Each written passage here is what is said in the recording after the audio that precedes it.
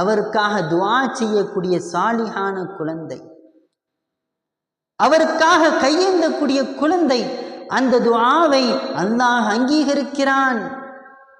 உங்களை விட்டு மறைந்து சென்ற உங்களுடைய தாய் தகப்பனோ அல்லது அவர்களுடைய தாய் தந்தையோ அல்லது உங்களுடைய மனைவி மக்களோ அல்லது உங்களுடைய உறவுகளோ நண்பர்களோ ஊரார்களோ உலக முஸ்லிம்களோ அவர்களுக்காக நீங்கள் கையேந்துங்கள். அல்லாஹ்விடத்தில் நீங்கள் செய்கிற துஆ உங்கள் தாய் தந்தையின் கபரை தட்டும் என்பதை மறந்து விடாதீர்கள்.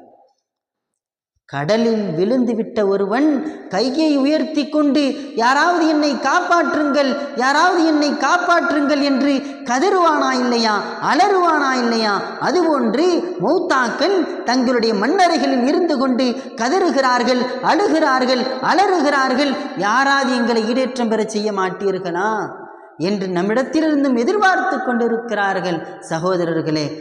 அதனாலே இறந்துவிட்ட மௌத்தாக்களை நாம் மறந்துவிடக்கூடாது.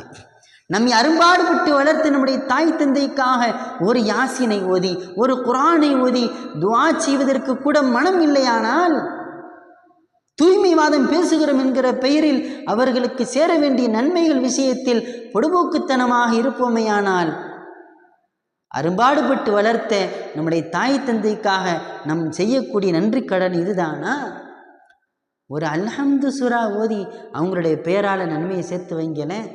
ஒரு யாசின் ஓதி அவர்கள் பெயரால் நன்மையை எத்தி வையுங்களேன். ஒரு குர்ஆனை ஓதி அந்த நன்மையை அவர்கள் பெயரால் எத்தி வையுங்களேன். எதுவுமே தெரியாவிட்டால் ஒரு தான தர்மங்களை அவர்கள் பெயராலே அந்த நன்மையை அனுப்பி வைக்க வேண்டியது தானே. இறந்துவிட்ட நபருடைய கடன் அவருக்காக அடைக்கப்படுமையானால் அது ஏற்கப்படுகிறதா இல்லையா?